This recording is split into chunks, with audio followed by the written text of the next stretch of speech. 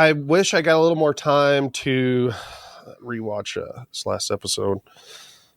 And I didn't.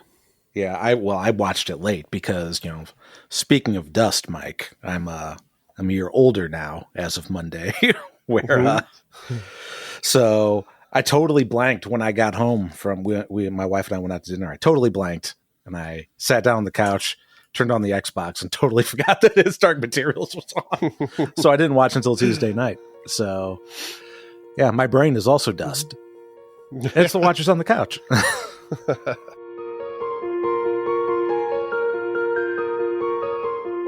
Welcome to Watchers on the Couch. Today we are discussing episodes 3 and 4 of the HBO series His Dark Materials, HBO and BBC, we should clarify.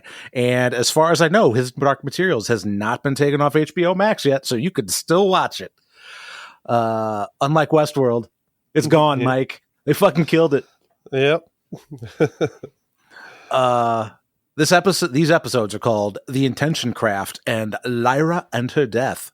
I'm Tim. And I'm Mike.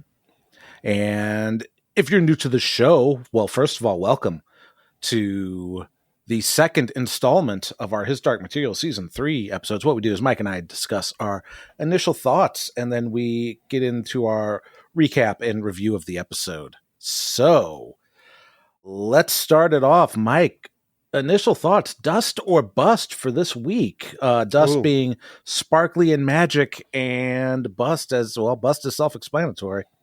So I don't know. I'm kind of in between on these episodes. Like, I'm still enjoying this season. I don't know. I feel that there's certain things I'm starting to have to turn my brain off to enjoy. Like, don't ask these questions. Like, there's some things that just seem a little silly going on.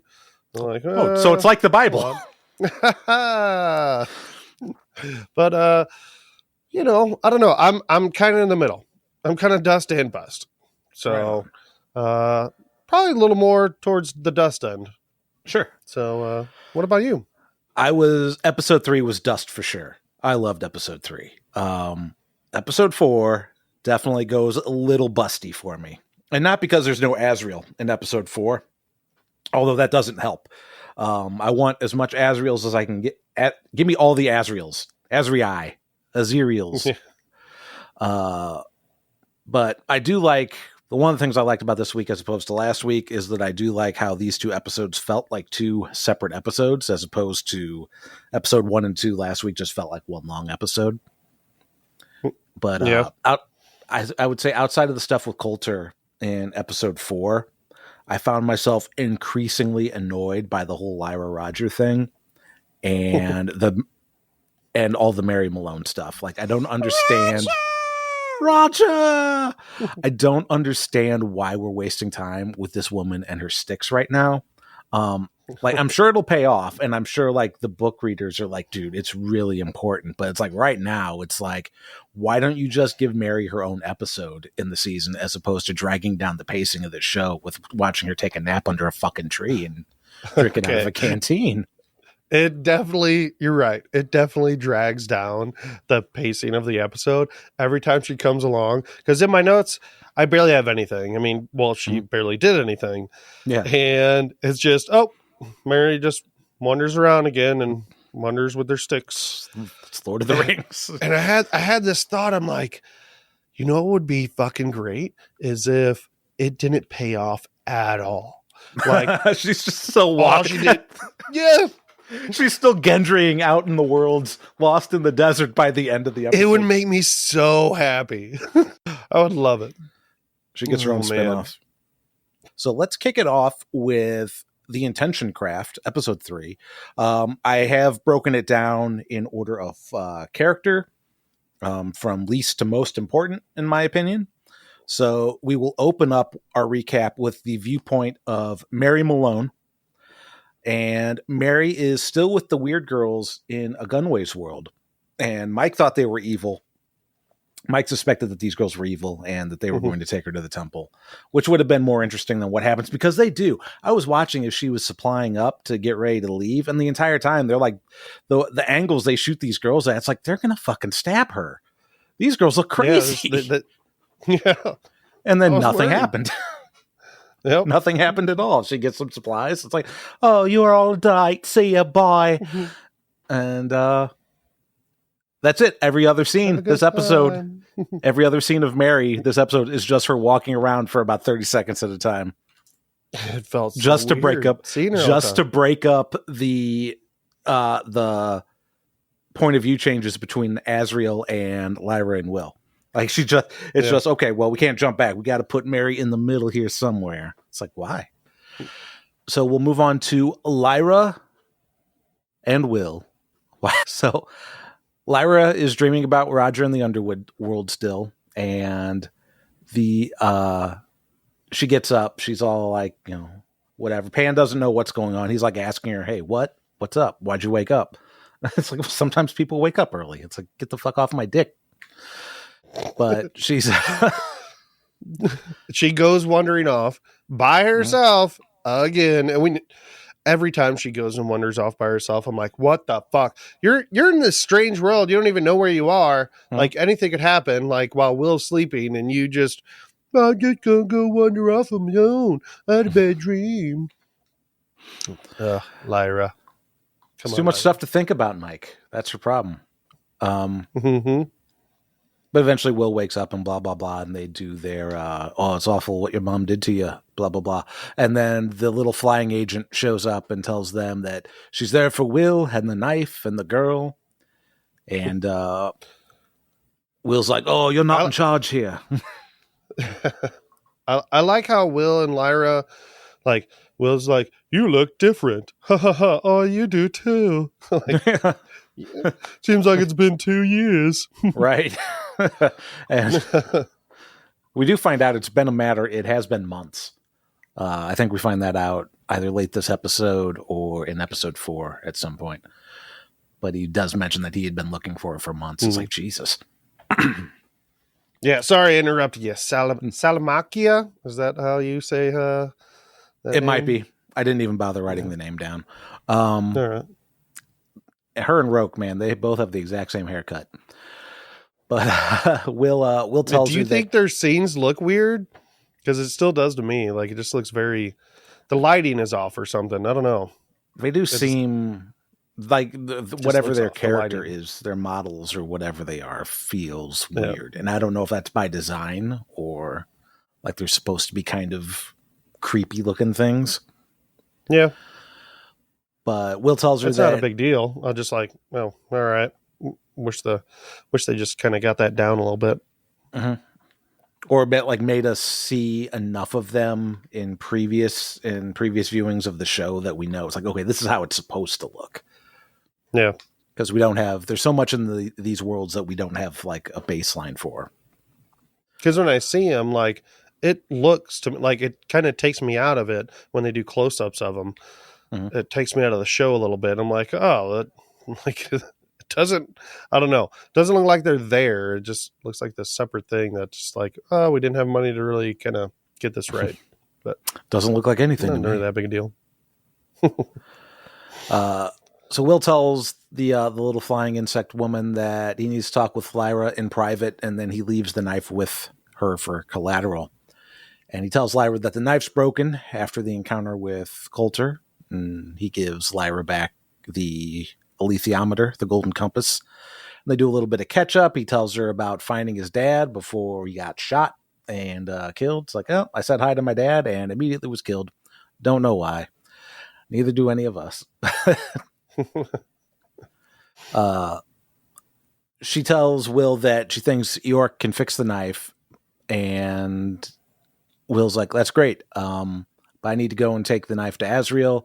Lyra isn't having any of that shit. She wants to go to the land of the dead, and they get into it a bit, but eventually later that evening, they both apologize to each other. It's like, I came and got you, and I didn't do anything my dad wanted me to do. He wants me to take the knife to Asriel. It's like, but he killed Raja. Raja! So Asriel's agent's listening in and finds out that the knife is broken, and Lyra says, hey, fuck off. Why don't you go tell my dad that the knife is broken? My mommy broke it. And then the next morning, they cross back into Lyra's world through the portal that Will left open to find Iorek. When Lyra is talking to Salmakia, she says something like, Azrael wants Will more than Azrael wants the knife. Doesn't she say something like that? Does she say something like that? That's what I thought. I don't know. Maybe I misheard that. But I didn't write that down so in my he notes. Just wants the knife bearer, not the knife, or I don't know. But it just seemed a little strange. I don't see why she would know that or why that would be the case. I don't know. But I'm not going to say that they didn't say that. I do like how Will opens that hole up. He's like, get in there. They're great miming that I'm doing for the podcast. As I open up the labia between worlds. Yeah. I wonder if they walk through and they're like, a whole new world. No, this is the wrong spot, Roger. No, I can find the right spot. I promise. I've done this before. Yeah.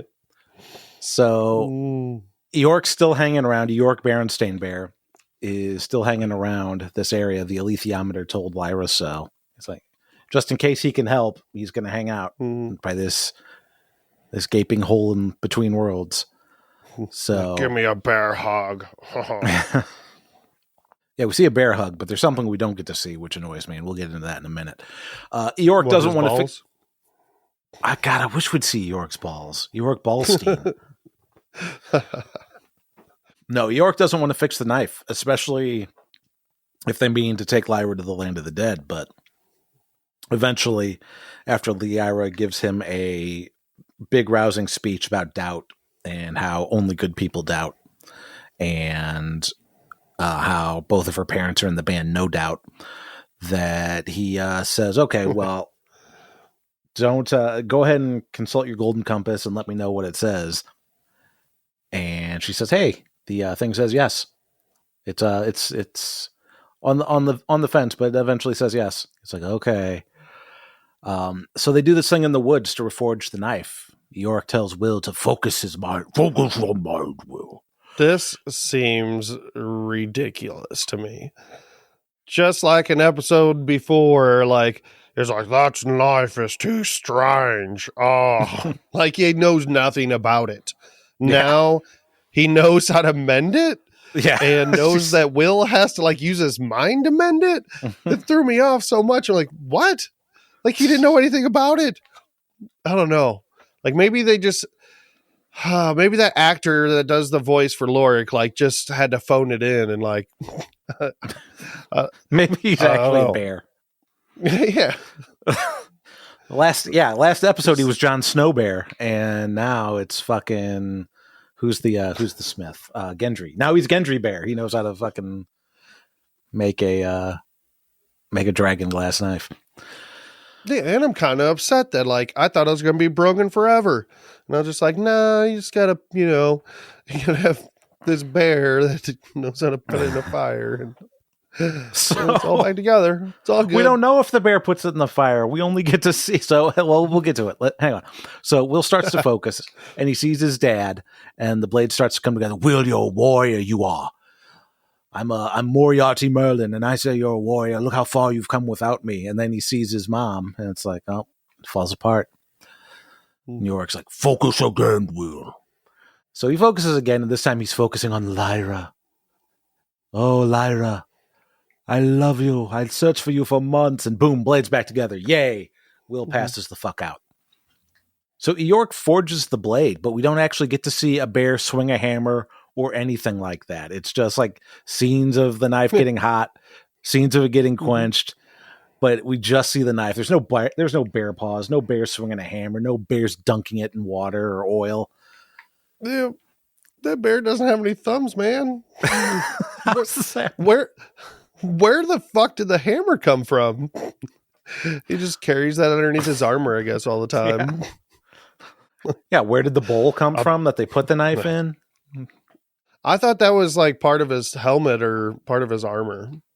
It was a one piece of his helmet that Will cut off. Honestly, that's what I thought. I thought maybe it was just part of his back armor, or underneath. Yeah, it could be. Yeah, but he doesn't walk around with a belt, so... Tell me more about this. Tell me how these bears make their fucking armor. That's... What the hell's going on here? So that's they take probably a good choice, though, not to show, him holding the hammer. Yeah, it would look ridiculous, but it doesn't mean I don't want to see it. I want to see it so I can say this looks ridiculous. There's a fucking... I mean, I've seen bears hold bottles of Coca-Cola, and it's fine, but a bear swinging a hammer, get the fuck out of here. Really, they didn't fucking need Iorek at all. They could have done that themselves. I guess. He only hit it with the hammer a few times, like... It was already back together. What did they... I didn't see him put any flux on it to hold the blade together. Anyway, so they take their leave of Iorek, who says, I might never see you again, but I hope you do. And you will always be welcome in Svalbard. You too, Will. You armor-breaking piece of shit. I'm still fucking pissed about that. You know how long it takes me to make that helmet and get it to fit my face right? I don't have thumbs, dude. Like, and then Balthamos just shows up again for seemingly no reason. That's what I thought. It seemed weird to just have him show up now. Dude, I don't like. Is he gonna turn on him? Is he just watching them to turn on him? But it seems so strange that he just had this sudden change of heart, because now he's like wanting to help and like kind of like this nice guy, this nice angel. I should have done better, and I apologize. I'm a new angel. But I've been watching you this whole time, and I'm never far. I see you've got the knife again. Now bye! Is it time for you to go to Azrael? So, no, I'm going to go to the land of the dead first. You should come with us. Oh, no. Angels don't do that. I have a different path, and it's the path of a betrayer, because Azrael got my boyfriend killed. Yep. Yeah, I think you're right. I didn't think about it until you just said that. Like, is he going to turn on them? It's like, yeah, no, it makes sense if he does. Yeah. Yeah, because he probably left and went and told the authority or told the regent, Metatron. Yeah. Alan Rickman. He told him that... yeah. Oh, yeah, Metatron. So... Dude, I forgot all about that scene in Dogma. Oh, Metatron? Yeah. Yeah. Metatron is the voice of God. Yeah. I forgot about that. This makes way more sense. So, yeah, that's Metatron is... I don't remember what he is exactly, because, I mean, obviously Metatron's not in the Bible, but it comes from other kind of biblical texts that aren't, like, officially sanctioned. Like, he's kind of the voice between... He's like a mediator, essentially. But yeah, obviously in Kevin Smith's Dogma, he's the literal voice of God, because God's voice will make your head explode.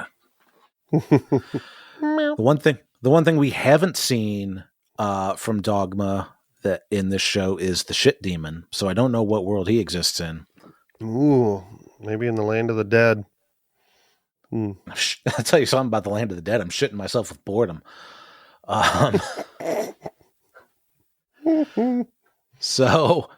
Yeah, Will eventually finds the land of the dead. He's using his knife like an old-fashioned radio tuner as he's trying to tune in the stations. And he's like, it's this one. It doesn't want to go through. It's KUNT. It's a little fuzzy, but you still get it in. So he forces his way through and opens the path to the land of the dead. Very yellow, shitty-looking world, as well it should be. It's the land of the dead. It's probably like Mexico. Yeah. This is Mexico yellow? Well, no, because it's yellow, because, American films, if it's like foreign place like Mexico, they use the, yellow. That's true. They do put I guess it's not a gel, but it's that is true. They do that. And in the future, everything's really blue. Mm-hmm. Yeah. Fucking weird ass Hollywood. So you thought I was being like racist or something, but, or nationalist? I didn't say anything bad about the people. No, it's just, and, I just assume like if you pan up high enough, if you go high up enough in a plane, you see that the states actually have lines and each state's a different color, like on a map. Yeah. I've never found the big letters across Missouri, but I'm sure they're there. I'm going to have to search for them. So yeah, they go through into the land of the dead or whatever, like this purgatory kind of in between world is. And Lyra's like, yeah, this is the right place. This is the place I saw in my dream. And Pan's like, oh, hold up. This place doesn't fucking feel right. Lyra's like, oh, look, you got it on the first try. That's great. Thousands of worlds. You got it on the first try. Well, he was tuning. He's like, this is the last world I can find. There's nothing past this world. Ooh. So that's the Lyra and Will stuff for this episode. So we're gonna jump over to the Magisterium. Not a lot that happens in the Magisterium. Gomez arrives back. Yeah, never really does. Gomez arrives back at the Magisterium, tells Father Epic McPhail how he lost Lyra, and that's going to take more than manpower, he thinks, to get her. We're going to have to do some heretical shit to kill this kid. Later, McPhail tries to get in touch with the authority, but he can't make contact. He doesn't even get the voicemail. He just lets it fucking ring. So that's disappointing. And then later he brings in one of the scientists that was helping Coulter with the little soul guillotine thing to sever children from their demons last season. Asks her if their findings of that could result in making a weapon. Can you make a soul weapon?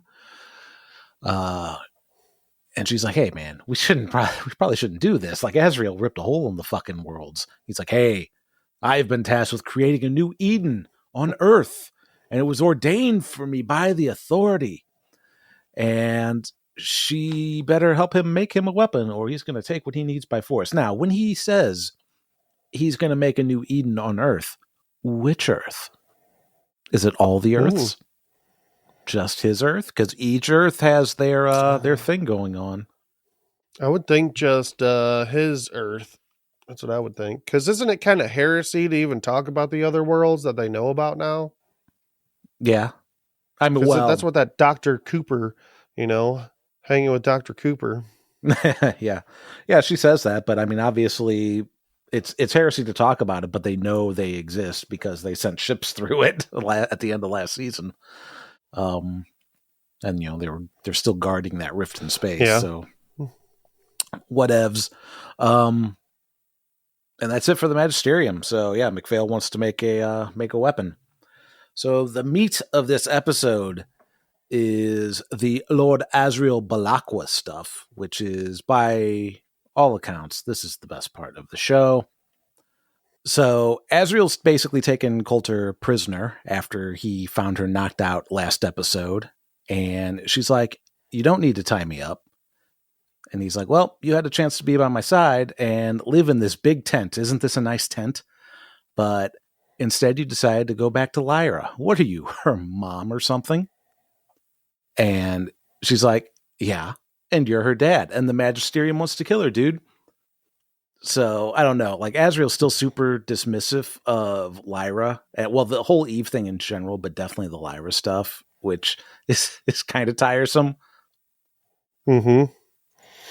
Yep. And he's standing there like Al Bundy. with his hand down the front of his pants. Yeah, I killed 4 kids in one day. Oh, hokum, religious hokum. I do love that he said hokum. That is great. You never hear awesome. Hokum. You never hear hokum anymore. Yeah. So hokum. So he's dismissive of the whole Eve thing and all the fuss around Lyra in general. And Marissa's all, hey, you don't have to play that role. You're with me now. I know you don't mean any of that shit you're saying about her. And Azrael's like, how dare you to presume what's on my mind? I say our daughter's a wretched little bitch and fuck her. Dude, he's such a piece of crap. It's wild. He hasn't ever said one good thing about her. He really hasn't. I don't understand it. So, especially because I don't know, he oh man, I don't know. He took her to the school to, I don't know, help keep her safe, but then he doesn't care about her at all. Well, Yeah. obviously he does, I guess, because his kitty cat, it's like, that's not true. Yeah. And Coulter's saying, hey, that's not true. So Mm-hmm.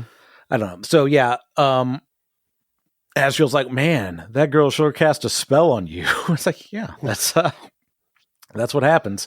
And walks off. So yeah, now we're at this point where Coulter is going for this redemption arc. I mean, she's still pretty awful. Asriel's also pretty awful, but both of them, I guess, tried to keep her safe, but distant in their own fucked up way. But yeah, you're right. Like this far into the show, like I'm worried we aren't going to get a true acknowledgement of why Asriel acts the way he does towards Lyra, the way we've kind of gotten with Marissa, so far this season and like at the very end of last season. Mm-hmm. So I hope that's not something they just leave Mary maloning in the ether. I hope we actually do get like some kind of clarification before everybody starts fucking dying. Yeah. I don't know. Maybe I'm completely wrong. Maybe nobody dies. I mean, nobody kind of really does because there's the land of the dead. Yeah, and everybody just ends up there. Asriel's just trying to kill death, so it's we don't know what happens once you cross the river, though. That might not be any worlds. I know that. Well, we'll get to that world, but that world, I don't know. I'm a little unsure of. So, Asriel's in the tent with a gunway when Ruta Scotty comes in. And she's like, what do you mean fucking Coulter's still alive? She killed all these witchers. You should like just kill her and be done with it. She shouldn't blah blah blah. There's nothing to discuss. And Asriel's like, hey, we got a republic here and a council. We don't just fucking decide that stuff. We need to chat about it. So there's some discussion about whether or not she may have some worth. So we have a bit of a trial. And she's like, hey, I've sat at tables with high clerics and all my knowledge of dust. I'm just as much an expert on dust as Asriel. Just ask him. And Asriel's like, hey, man, this isn't my floor. And she's like, oh, it looked like it is. So it's like, I don't get what's going on there either. But yeah, I don't know. This whole Judge Judy thing is kind of threw me off a little bit, but I don't know. I guess they, find her. I don't know. All right, yeah, we'll use you. Potentially has some shit. Like, yeah, I did some terrible shit, but I'm gonna help you because you might be able to help my daughters. And it's like, because I love my daughter. My daughter. What? Yeah. Welcome to HBO. It's a daughter show. So, yeah, the council decides she can stay, provided she remains useful. Asriel asks Marissa about reports of Lyra traveling with a boy with a weapon that can kill God and what she knows about him. And she admits to meeting Will, but she says, I don't know anything about no knife. It's like, oh. She's a liar, a lying liar. Yeah. That lying Marissa Cunter. Oh, no. Who are you, Daemon Targaryen? Yeah. So later she's looking at the plans to the intention craft, which are just laying out and about. And yeah, that seems like a great idea. Yeah. Hey, you know what? Coulter, yeah, you can roam around anywhere of our camp. Just don't leave. What? I don't know. Seems really silly to me, but okay. So yeah, she eventually finds the labs where that's kept, but not before Asriel learns that the knife was broken, or that the knife was broken when Marissa tried to take the knife from Will. So Asriel confronts her about the knife, and she's like, "Yeah, I didn't think telling you about that would help my case any." He's like, okay. So then back to this whole like, oh, I thought the floor was yours. She starts accusing Asriel of being enamored with his own power and wanting to take the authority's throne for himself, which he denies.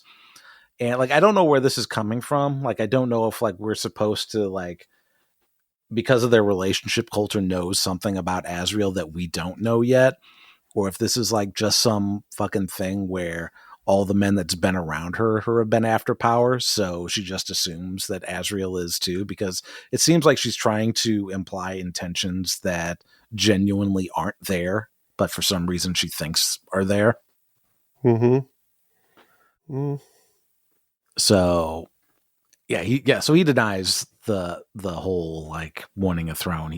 And he tells her that he's called off the search for Lyra, since he doesn't need her if the knife is broken, and that his battle is greater than her, and that he's fighting to free everyone from these oppressive fairy tales. And the fairies are like, hey, we like those tales. Yeah. We like our tales, you know. We can sting people with them. Yeah, knock people out. We better see some Fern Gully tales, man. I want to see those Fern Gully stingers. Yeah. You know, hiding under those coats. I want to see what they look like under those coats. There's not enough nudity in this show, Mike. I thought this was HBO.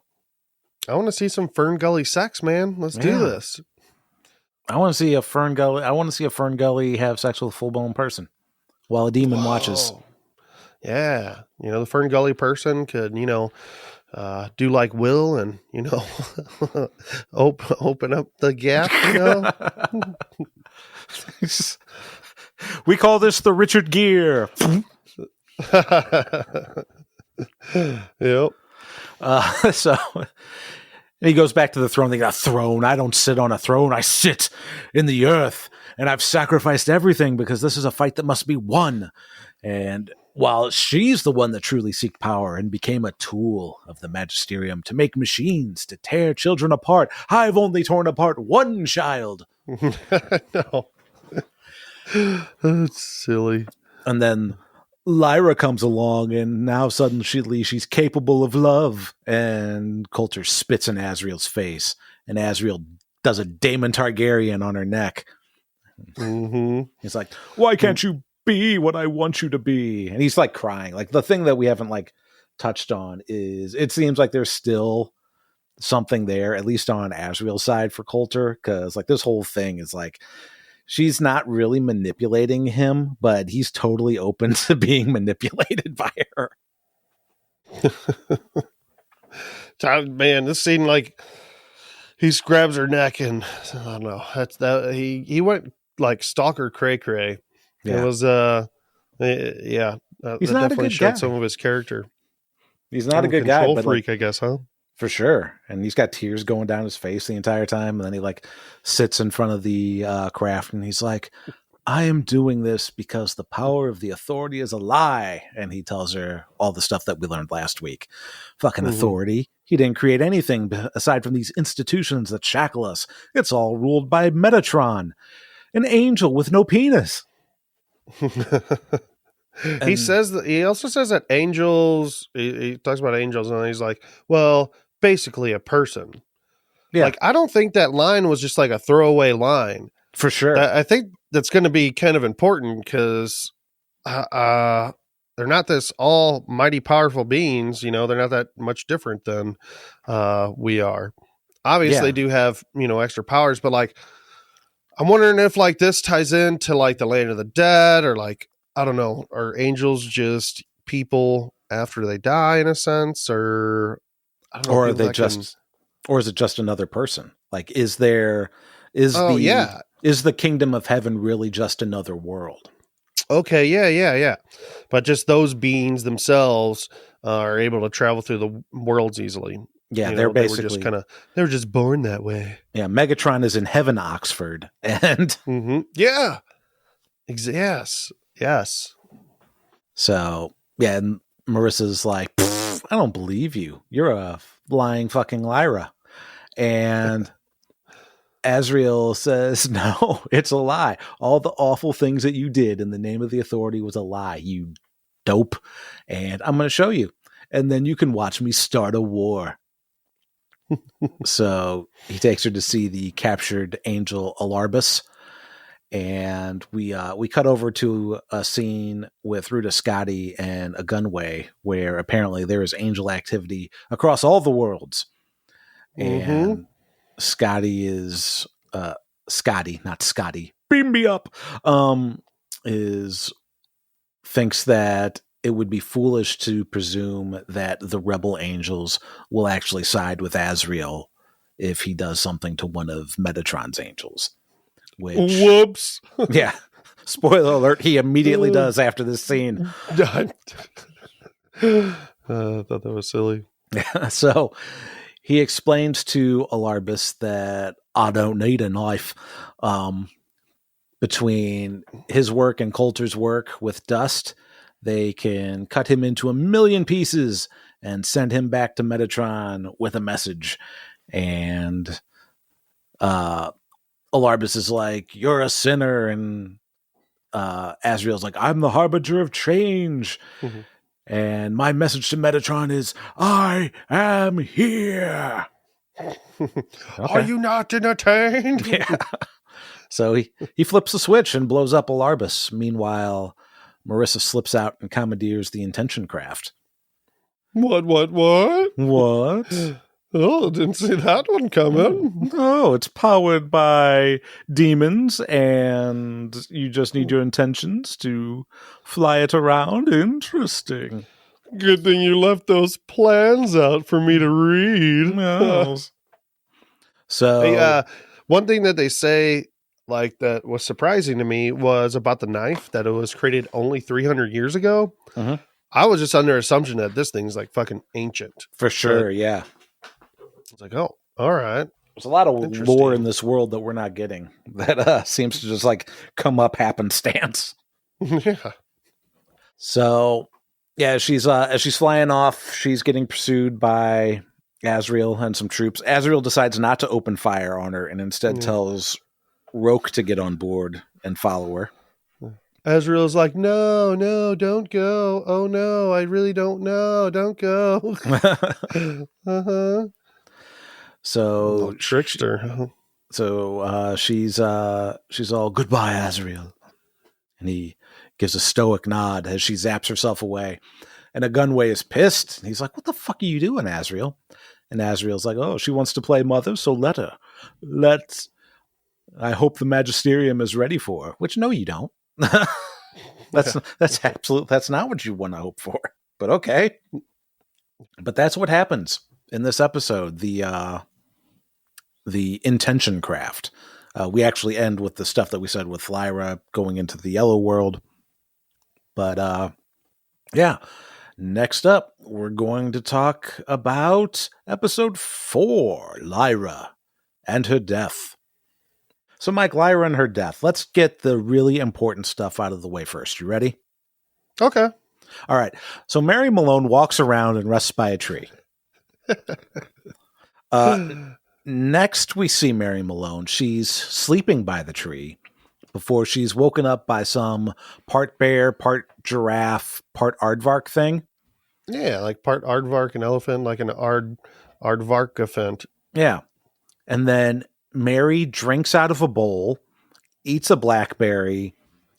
The animal starts walking away, and she's like, "Oh, wait." And then she runs after it. And that's the Mary Malone stuff in this episode. I know. It's so ridiculous. Hey, I am happy though that she at least grabbed a few more berries, because I was like, that's it.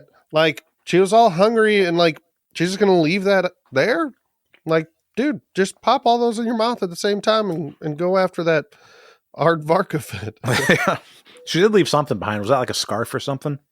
Yeah, I don't know what that means. So I don't know. Maybe somebody will find it. Maybe somebody's following her. They'll be like, "Oh, look at this scarf. That means I know exactly where to go now." Yeah. We can throw a bomb at her now because we have her scarf. Oh, shit. Yeah, that might be right.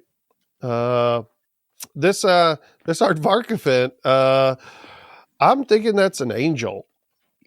Like, I thought at first that it was just like an animal in a different world, like, oh, this world's filled with animals like this that we're not familiar with. Mm-hmm. But I mean, an angel can take any form, I would assume. Like, if it can take human form, it could take the form of whatever, really. Unless, like, angels are basically a person. Well, yeah. But yeah, I don't know. I don't know why it would turn into that. Yeah, okay. That's kind of ridiculous, I guess. It'd probably turn into something familiar with her, but maybe not. Maybe it's to get Mary's curiosity, or I don't know. But how this thing gave her this coconut water and berries, but how? It doesn't have fingers, but did it by magic. Oh, dude, those berries were in that thing's fucking snout. Snout berries. Oh, disgusting. Oh, aardvarkefant boogers all over. That's probably what they are. They're not even berries. What if all of our fruit just comes from the orifices of animals in other worlds? Oh, man. Oh, well, it's still delicious, so, Enjoy your ignorance berries. is bliss, Don't look up what's in a hot dog. Yeah. It's berries. It's berries all the way down. All right. So let's jump over to the Magisterium. Coulter arrives at the Magisterium on the intention craft with Roke stowing away. And she walks in and the guards are like, hey, stop. And Gomez is there. And she says, oh, hi. Tell the Cardinal that I'm here. And Gomez is like, excuse me. He's Father President now. He's Boss Daddy. He's Daddy Boss. So he's President Religion. Yeah. He's the daddy of all presidents. He's the founding father. So they get to McPhail's door, and she's like, hey, let me in, dude, and tell the kid to leave. So Gomez leaves and heads to this door, and Roke follows him to the door, but he can't get in.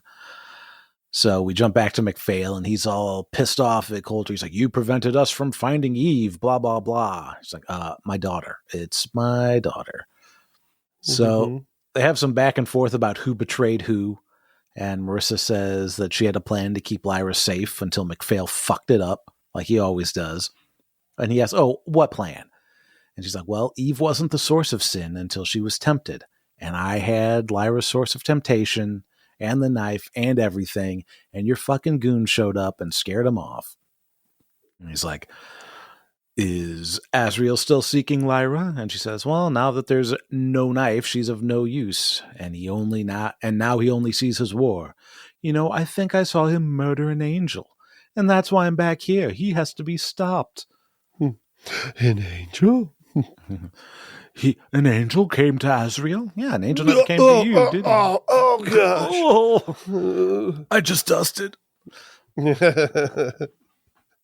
So back in her room, Gomez shows up with a chest that I guess is apparently from her mother. Yeah, I thought that was odd. It's like, yeah, where did Gomez this come like, from? Your mother. Go tell your mom I said hi. Your mom's in the fucking stands. Yeah. It was odd. I don't know what to think about it. I don't know if we're going to get more information about her mom. If she, I don't know, has bad parents, I guess. Yeah, everybody's got bad parents. It's it's like your mother was only too happy to help. So I bet she was. It's like, what's going on here? Mm-hmm. So, yeah. Inside the chest is a dress. It's very nice. Isn't it pretty? Then Roke appears, makes himself known. And there's who needs who here? Are you a spy? Are you here to help? Oh, actually, you need me because you can't get back without the intention craft. So, just hold on a second. I'm just trying to think of something. So, they used her Marissa's mother to find her. So, does that mean like that house that Marissa and Lyra were at? Is that her like childhood house? Could be. I mean, that's all I can assume, because how the fuck would the mom know anything? Or is it like, that's our vacation house? Or yeah, I don't know. I mean, it seems like her mom must be somebody in the Magisterium. Mm-hmm. Or at least super fucking devout. Yeah, because I think somebody said, maybe it was that deaf girl that said something that house was actually like an abandoned temple, like that temple's been abandoned for a long time. Or maybe she didn't say temple, but something along those lines. That house. Yeah. I thought you meant the house in the first season. Like the Oh, apartment no. or the loft or whatever. No. So, like, I'm guessing her childhood house was that where, Lyra and Marissa were. Like, where Marissa was holding Lyra. Yeah. She I kept get her you. asleep and shit. Yeah. Mhm. So, I guess then there's some history there. Because I thought that Pickerill said something that it was a temple that's been abandoned for a long time or something. That's the only thing I can think of, like how her mom would know where Marissa is. Yeah, I feel like this is more stuff that like is explained in the books that we're missing out on. Yeah, probably. But what's with all the dresses in the trunk? Like, is there a bunch of dresses? Wasn't there only one dress in the trunk? I think there were more. I don't think there was just one. I think it was like had a bunch of clothes in there. So I don't know. Her mom's like, you must always look nice. You know? Yeah. Dress pretty for the men. Put on your Sunday dress. Every day Sunday in the magisterium. Shake your tail around for the menfolk. So Roque tells her that he's been following Gomez, and Gomez is interested in a particular room. Ooh. So your bedroom. The next morning, Coulter is dressed to impress, and she leaves her room, saying she's looking for the chapel while she's being followed by Father Jerome, who's like, hey, you're supposed to stay in your room. She's like, nuh-uh, I'm going to go talk to the authority, and I'm going to talk to him in his house. So she's out looking for the door. Little boy. Yeah, so she's out there looking for the door that Gomez is interested in, and she eventually finds this lab where her old science buddy is making a soul bomb. Yo, what up, Dr. Coop? Hey, where you been?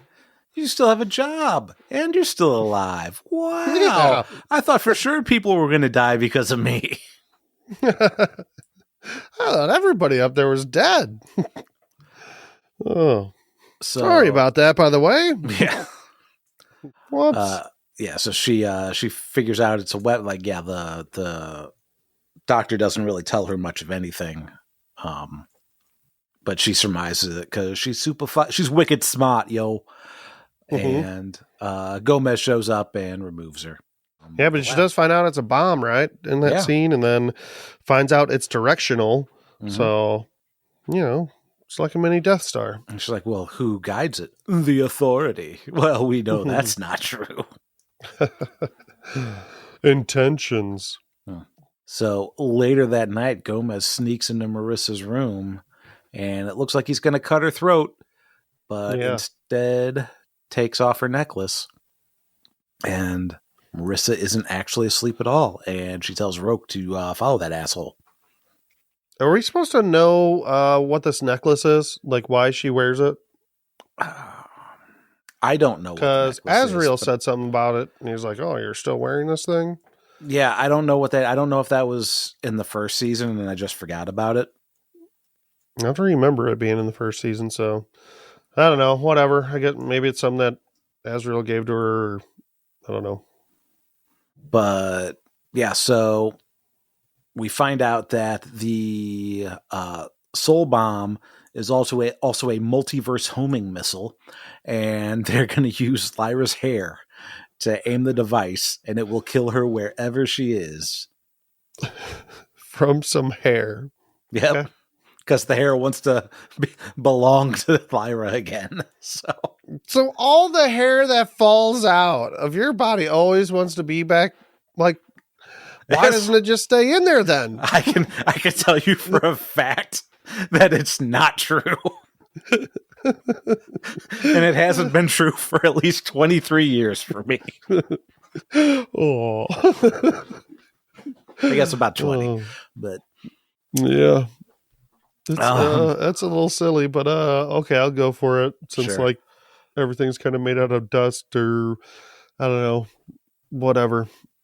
Yeah, I'm just gonna go with it. So Roque breaks in, knocks out Dr. Cooper, and takes the hair back to Marissa. And it's like, oh man, I thought he fucking killed her, but he didn't because the fox didn't disappear. So Apparently they just go sleepy time the same time you go sleepy time. What does the fox say? It says sleepy time. It doesn't say shit. It's another one of these things that don't talk. It says, I'm tired. So, yeah, he takes the hair back to Marissa, and it's like, hey, you came to protect Lyra. Instead, you gave them a fuse to a bomb to kill her. And she's like, oh, I was arrogant. I underestimated them. And Roke's like, okay, it's time to get the fuck out of here. And Marissa burns Lyra's hair and is like, no, I need to get to the intention craft because I intend to fucking destroy. But they don't make it very far because apparently she's being watched and she gets taken into custody, but not before she ends up declaring that she wants a trial and that she conspired with MacPhail to kill the previous cardinal, which he denies, and is like, you're a crazy wanton woman. And she's like, you need to be stopped, Hugh. It's like, Hugh? Who is this Hugh? I'm Father President. Oh, Your Grace. Like, Your Grace. And she's like, okay, this is what you guys are following, not the authority, but this goofy fuck. Mm-hmm. I'm surprised at you, Father Gomez. And he's like, you're a raving, emotional woman, and you can't even string together a complete sentence. It's like, no, she was stringing together a complete sentence. Don't fucking gaslight. And by the way, we still have enough hair to blow up your daughter because it's attached to your necklace, which we have. So I guess there was hair there because I'm assuming he still says we have enough to blow up your daughter. Fooled you. We only took a little bit from it. We only took most of it. So that necklace, I don't know, is it like a locket? It's like a locket of hair. Yeah. Okay. I assume. Yeah, that's what I assumed too, but okay. So he's like, well, we're going to sever your demon, and then you're going to be the bullet that kills your daughter. And then she gets locked in a cell, and her monkey gets locked in a cage. Womp. Joke's on you. I can already separate from my monkey. Yeah. Joke's on you. I don't like that fucking monkey. Yeah. I beat my monkey all the time. What? Yeah, we do too. Because we can't have sex. Are you hurting yourself again, Hugh? How does Marissa separate from her demon? Did we ever get any information about that? How she can do that? I think Lyra asks her. Lyra asks her about it in season 1, and I think she says that it was painful, and that's like all we really get. Yeah, I guess it's just a setup for when Lyra starts separating from hers. Yeah, maybe. Well, no, we've seen it before of other people, like when their demons get a little too far away. Then I think we've seen Lyra in pain when Pan got too far away or something. Yeah, but they keep saying that they, like, if we separate, we die. But that might not actually be true. That just might be something that everybody thinks is true. Mm-hmm. So they don't do it. Hey, and Marissa control the specters too. How the fuck does she do that? I still have no idea what's going on there. And what the fuck is a specter? So Dust. I have a feeling we're not going to find anything more about the specters and how she controls that. Kind of disappointing, but yeah, it seems unlikely if there's only 4 episodes left. Yeah, or maybe not. I mean, because this whole Land of the Dead stuff could change a lot of things. You know, that could tell us a lot about all the worlds. Yeah, in a sense. We'll see. Speaking of the Land of the Dead, we got Lyra, Will, and Pan making their way through Dead World, and Pan is freaking the fuck out because nobody has demons. And there should be people here that have demons. Mm-hmm.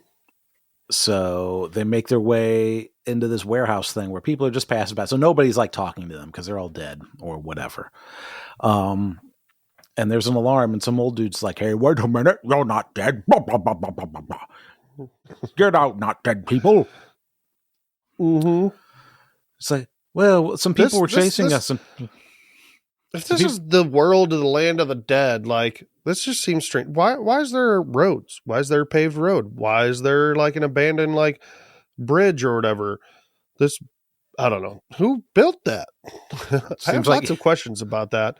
And that's the part I was talking about, like, where I have to turn my brain off and like, it doesn't really matter. I mean, there could be an explanation. It could be that Dead World is really just a world that died.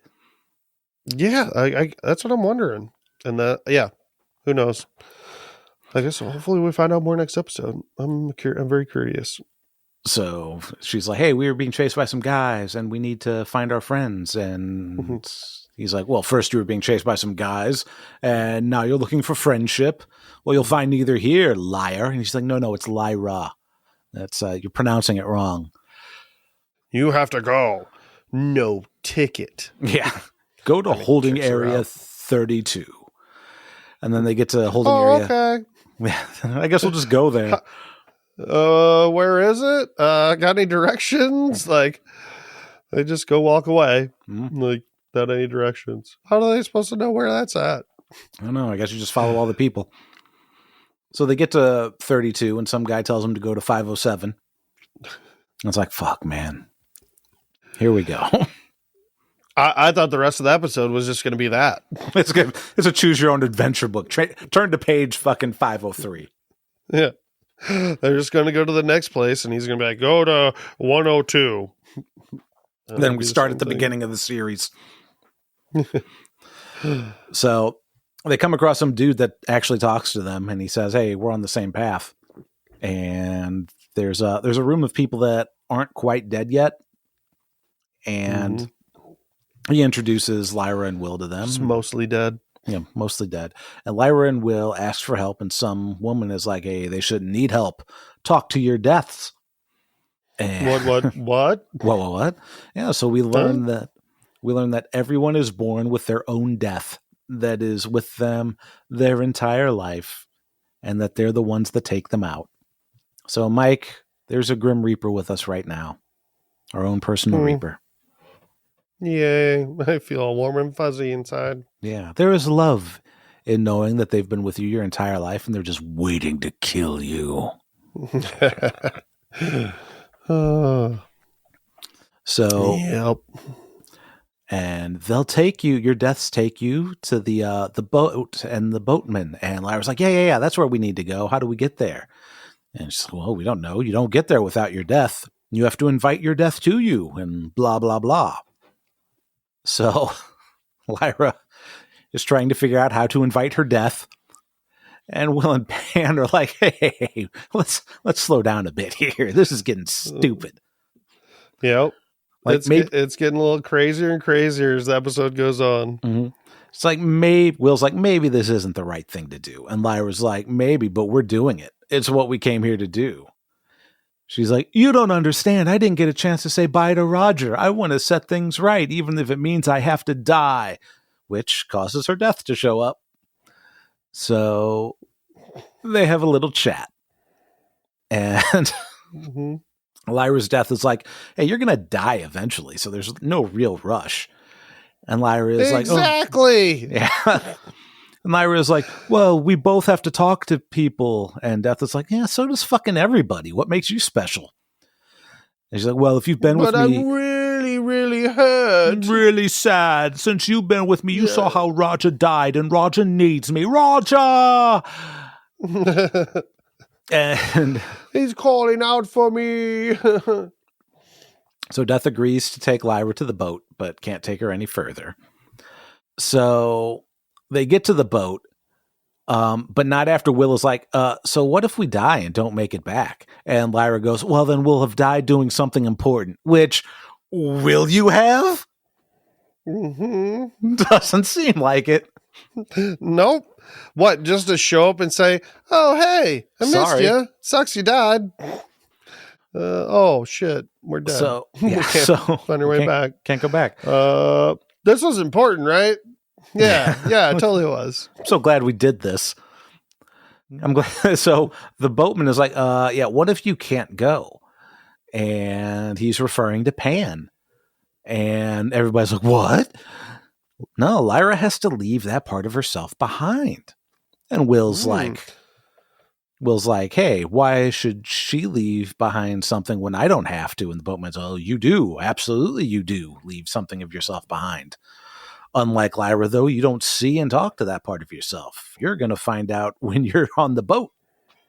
So she has to leave because I thought, didn't they tell us that the demons are their souls? Yeah, essentially. Isn't your soul like what's supposed to go into the afterlife? So what's happening is the exact opposite of that. That's what's confusing me. Yeah, I guess the land of the dead's just for bodies. Souls go someplace else. Souls are angels. Yeah. I don't know, I guess. I don't know. Maybe that is the case. So Lyra tries to slip him on the boat with her, but it ain't happening. The law doesn't work that way. Yeah. I really like this boatman, too. Yeah, the boatman's I felt great. bad for that boatman, too. Yeah. No, the boatman's a great. So that was a great scene. Yeah, it was. So Pan's like, we can't separate, and then runs off, and Lyra runs after to talk to him, and she's like, I don't want to leave you here. And Pan's like, well, so don't. Let's fucking leave. And Lyra's like, I can't leave. What about Roger and Sal? And Pan goes, Roger and Sal are fucking dead, buddy. And Lyra's like, but what about our dreams? And Pan's like, I didn't have those dreams. I'm not even supposed to be here today. We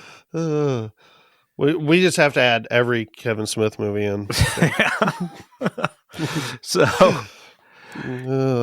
you're choosing dead fucking Roger over me. Fucking go then. It's so weird. I just really don't get it. So like, all right, they get to this place where there's 100% proof that there is an afterlife. Mm-hmm. Like, so when Lyra dies, she's still going to fucking see Roger anyway. Yeah. Why the fuck would she even care then, like, anymore? Because she could just still live her life and be like, oh, okay. Because she's having dreams, Mike. What about her dreams? Oh, goodness. Not having bad dreams after somebody dies that you care about. Roger's in pain, Mike, in the land of the dead. Pain hurts. His soul was ripped apart by Azrael's dust machine. Something bad has happened to him in the land of the dead. See, but that's the thing, too, is that it happens anyway, or that they get separated from their demons. So even if Roger got killed and by his demon separating, like in whatever world, in their world, like it's going to happen anyway when they die. Mm-hmm. And they get separated. So yeah. Well, either way, she gets on the boat. The boat takes off, and then after a bit, she's in some serious pain as Pan whimpers by the edge of the dock. It's very sad.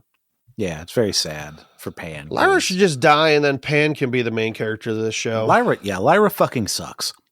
Mm-hmm. So, as we wrap up this episode, this recap, that's the end of the episode, by the way. So, I've gone most of this series with not having any real problem with Lyra to actively disliking her over these last two episodes. I've always kind of disliked her, but not really. Mostly it's just kind of like she's kind of does dumb things, kind of an ignorant character. But then again, I kind of have to blow that off a little bit because she is a child. Yeah. So, but I'm with you on this. That this last scene is just like, come on, man. Come on! What the fuck is happening? It's like I'm sure there's going to be some sort of payoff that's going to warrant all this because it seems to be an integral part of the story. But like at this point, dude, she's just as manipulative as her mother and just as selfish as her father in these two episodes. Mm-hmm. Like, man, she totally is. Yeah, like. Leaving her dislike of Azrael aside and the whole, we're not helping my dad to save humanity from the angels that actually want to strip us of our free will because he killed my friend. Like, okay, that's an understandable emotional reaction for a child. But at this point, she's basically twisting Will and Pan into risking themselves to make herself feel better and assuage her own guilt about Roger. Mm-hmm. which is fucking Dude, that bullshit. is like Azrael. Like, it's her abandoning Pan is just like Azrael abandoning her. Mhm. And then Azrael going, I have to do this. I have to kill God. Yeah. And she's like, I have to find Raja. He's my God. Yeah. Hello, I'm Roger. I'm God. I'm the authority now. I want a throne.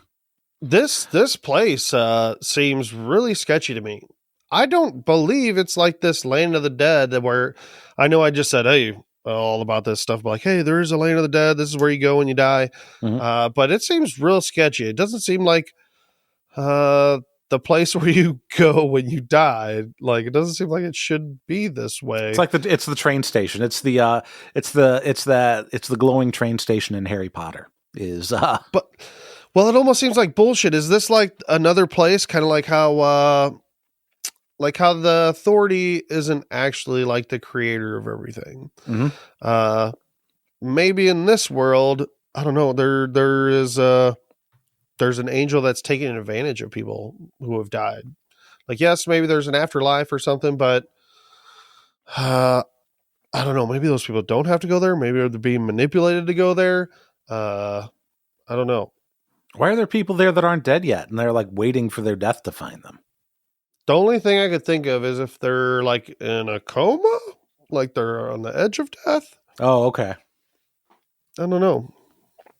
That's the only thing I could think of. But that's another thing. What if they wake up? Seems a little sketchy. Yeah, right. I guess they just disappear out of that world. I don't know.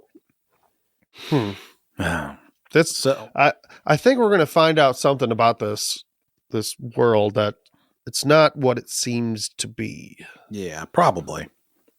But yeah, I'm not a big fan of Lyra right now. Like, not to the point where I think she deserves to be blown up by a soul bomb. But I'm definitely in the camp of you're about as big a piece of shit as your parents are. Yeah. Dude, maybe the boatman is like, not actually the boatman. Maybe he is the guy that like takes them, That's why he wants to separate them from their demons. So, because if they don't separate, then he can't control them or something. I don't know.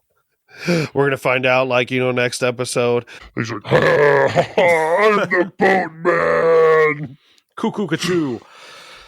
So, this is going to be the interesting thing. So, let's say Lyra does get out of the land of the dead and she reunites with Pan. We've established that Will leaves something behind too. He just doesn't see it. Yeah. So what's going to happen when he goes back? I don't know. Did I find it? Yeah. Do I get something out of this? Where's my soul? Where's my missing piece? Guess I'll just assume I got it back. So, yeah. Well, so not only am I like pissed off about this whole like Lyra manipulating Will and Pan to do what she wants kind of shit, but last episode we both felt that we don't think Will has a good chance of surviving the series based upon him being the one that can wield a god stabber. Yeah. Now I'm pretty sure Lyra is actually going to get him fucking killed. Yeah, probably. Yeah, but he can't. Yeah. Oh, my first love. Most likely. My first love died for me. Yeah, maybe he doesn't come back from the land of the dead. Maybe he stays behind so Lyra can get out. Yeah, but he's the only one that can wield the knife. Yeah, but who needs the knife? They got a god or an angel blower upper machine. Yeah. But you need the knife to kill the authority. All they need is a piece of the authority's hair. They can fucking shoot a bomb at it. Yeah. That's why all the angels are bald. Oh my God. They're just like a bunch of skinheads. That's what the fucking angels are. No. Yeah. They're just racist against all humans. Oh no. Yeah. Actual racists. The race of humans. The race of man. The race of human. Homo sapiens. I can't say I blame them too much. Yeah. But I think that'll do it for this episode. Man, only 4 episodes left. How are they? There's so much shit. Yeah. There's so much shit left to do. Yeah, it's a lot to go through. I think I'm gonna rewatch that. I have to rewatch this episode before next Monday. There's some stuff I think I kind of missed and kind of flew by because doing 2 hours all at once. It's a lot. It's a lot rough. for my dumb brain. It's rough. It's also rough trying to get the notes together for 2 episodes at once. Yes, it is. So yeah, man, 4 episodes. It's crazy that we're already through 4 episodes. We're in the home stretch. So, yeah. So, but I'm excited. I'm still excited for the next 2 episodes. It's still a good show. It's just Lyra's an asshole. Yeah, I mean, Asriel's an asshole. I still really enjoyed it. Lyra's an asshole. It's a whole asshole family. It really is. They all deserve to get blown up. All right. Well, this one is Pan. Yeah, I'm pansexual. All right. Well, until next time, I'm Tim. And I'm Mike. And I was trying to think of a catchphrase. Do we have a catchphrase from His Dark Materials? Not that I can remember. Go have sex with your demon. That I think it was something like that. Yeah. Go pet your demon. Don't get your demon separated. Yeah. Go stab God in the face. Don't get your demon cut off. Until next week. Bye. Bye. Hey, if you made it this far into the show, let me just say thanks. It means a lot that you take the time to listen to us goof around, and we'd love to hear from you and let us know how we're doing. Consider leaving us a review on Apple Podcasts, Podchaser, or wherever you leave your podcast reviews, and reach out on any of our various social media channels. Links in the description.